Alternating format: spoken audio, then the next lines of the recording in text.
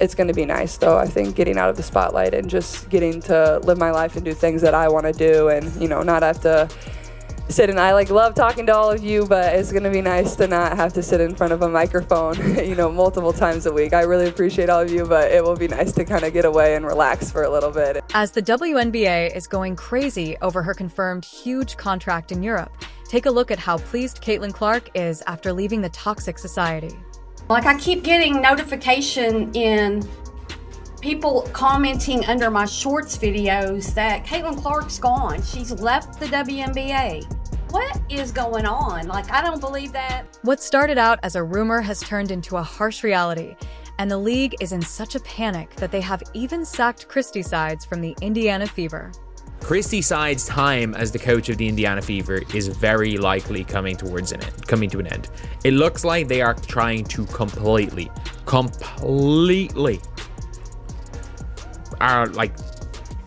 shut it down. There's absolutely no need for Caitlin to stay, but what are the specifics of her new European deal? The commotion is real, and everything seems to be breaking apart. Let's examine her Nike contract with the WNBA, what will happen with it, and how the legal proceedings will proceed. There are already so many players heading overseas to play during the off-season.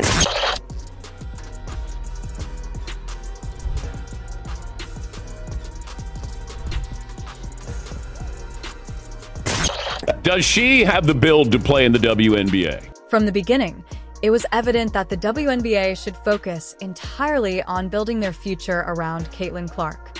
However, they have managed to make a huge mess of things, and now that Clark is leaving for Europe, they are in complete panic because they're going to lose the league's cash cow. She's just not built for the physicality of this league. Yeah, and she's not quick enough to get away from the physicality. If you're wondering why, let's talk about Caitlin's rookie season. To say it was incredible would be an understatement. She wasn't just good, she was electrifying. Her three-point shots were coming from a different time zone, her court vision was ridiculous, and the fans were swarming the arenas. People are tuning in. Now, I'm not going to lie to you. I have not tuned in 1 second since Caitlin Clark was eliminated, but that's not unusual for... Breaking television figures, Caitlin Clark was in full force when she gave the WNBA much-needed attention and brought them into the spotlight, whether they were prepared for it or not. She wasn't just a rookie, though. She was the one who had the potential to take the league to new heights, and they did nothing to appease her. But yes, she will have a target on her back as well. Behind the scenes, the story was different.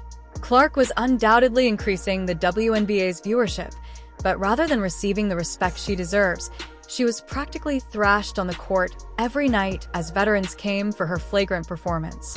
The league was sitting there with popcorn, watching everything unfold, as if they were unaware that she was their golden goose until, oops, she was gone. She's been box office, she was the main attraction, and there were so many storylines that's been associated with her. Most recently, the whole thing with her and Cheryl Swoops, even though it really wasn't her. It was Cheryl Swoops and all this. Every time you turned around, there was something that she had to deal with. Now that Caitlin has had enough, she is packing up and leaving for Europe, where she will likely be treated like the basketball princess she is. Meanwhile, the WNBA is panicking, wondering how in the world they can manage to keep fans engaged. Mark, an ESPN question, is having a tantrum while attempting to act as though they have any influence over the situation. Spoiler alert, they don't. Get caught for some technical fouls. She struggled with physical defense she's faced at the professional level and voiced frustration with the league's officiating, recently telling reporters, quote, "I feel like I'm getting hammered and everybody is physical with me, and opponents get away with things that other people don't get away with." That's what Caitlin Clark said. Clark is done with the disrespect, the lack of protection, and the WNBA's belief that they could coast on her talent without really helping her. Let's not forget what she endured while playing in the league. It wasn't your average rookie roughing up. Instead, it was next-level brutality. At times, it appeared as though Clark was being tackled, and the referees were utterly incompetent. It's no wonder that she began calling them out in interviews, saying she felt like she was getting hammered out there, and she wasn't exaggerating. I keep getting notification in people commenting under my shorts videos that Caitlin Clark's gone. She's left the WNBA. What is going on? Like, I don't believe that. ESPN is also in a frenzy since, guess what? All of the viewers they were counting on to increase their numbers vanished in an instant, leaving the league scratching their heads and wondering what went wrong.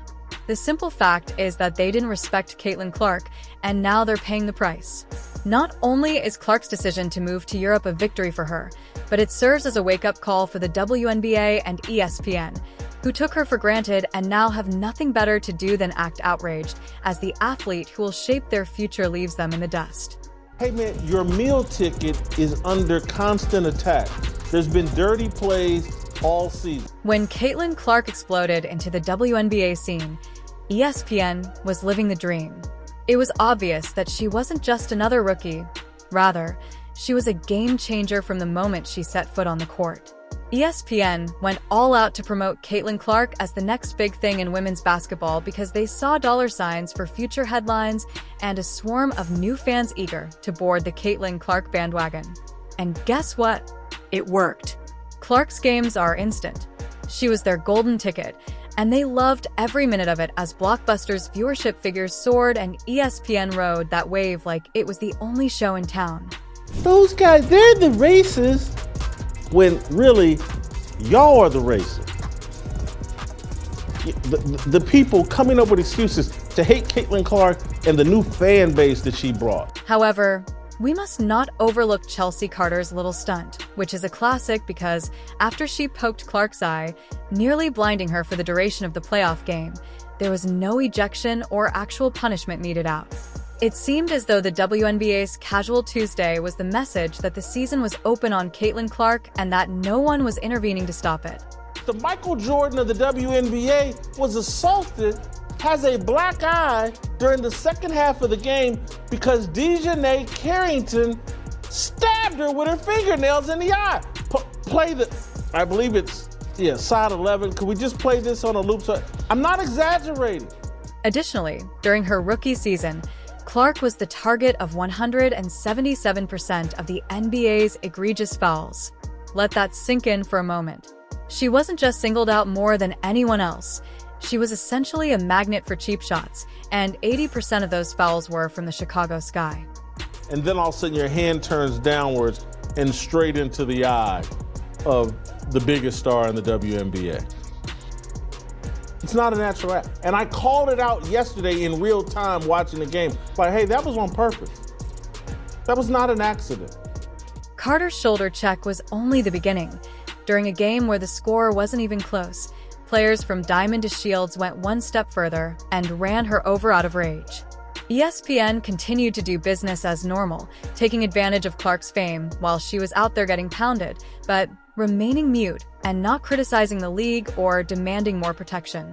There was also a stat that came out a few weeks ago that said Caitlin Clark received 17% of the WNBA's flagrant fouls this season, and 80% of those flagrant fouls were committed by the Chicago Sky against Caitlin Clark. Now, this one that we see right here that I believe should have been a flagrant foul was not called that. So there have been cheap shots, there have been hard fouls, there have been other plays that haven't even been called flagrant fouls. And the dynamics in the locker room were considerably worse. It wasn't the kind of environment where a star could thrive, and Clark wasn't just dealing with cockroaches and physical violence on the court.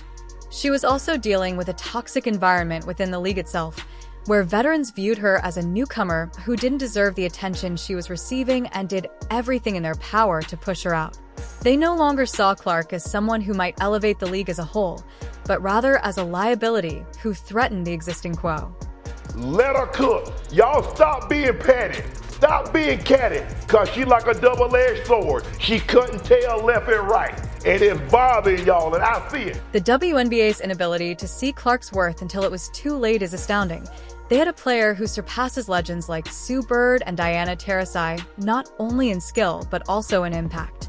Although both players are game icons, they didn't garner the same level of attention or revenue as Clark did in her rookie season.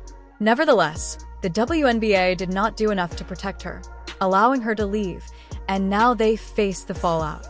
Your biggest star, your meal ticket, the reason why you have relevancy, just got stabbed and assaulted, and nothing. ESPN is in complete meltdown mode now that Clark is gone, as they scramble to keep up with their viewership numbers plummeting without the one athlete who is attracting all of the fans prior to her announcement. ESPN is aware that they're struggling to find ways to keep viewers interested, but without Clark, they're running out of tricks. WNBA games featuring Clark drew close to 2 million views, while the rest of the league barely made it with 400,000. Even worse, ESPN is aware that they could have done more. They could have used their enormous platform to criticize the WNBA for allowing their biggest star to be thrashed night after night and demand better officiating and harsher sanctions for the players pursuing Clark, but instead they did nothing. They just sat back, heightened the drama, and continued to count the viewers as they picked up the pieces, now wishing they had taken action while they had the chance. Every time you play rookies, you just want to fucking kill them. I've never experienced the racial comments from the Indiana Fever fan base. It's unacceptable, honestly. We've been professional throughout the whole entire thing. And Clark. Since Caitlin Clark was the NBA's golden goose and the player who could have led them into a new era of success, the league let her leave due to internal politics and petty rivalries. Now, as they try to determine what went wrong, it's obvious that they allowed their best player to leave without a fight, and they will be affected for a very long time. It doesn't matter who you are, what rookie you are, vets are coming at your neck because we're here to show you like this is a grown women's league and this is the best league in the world for a reason. So it doesn't matter who you are. I'll look back in 20 years and be like, yeah, the reason why we watching women's basketball is not just because of one person, it's because of me too, and I want y'all to realize that.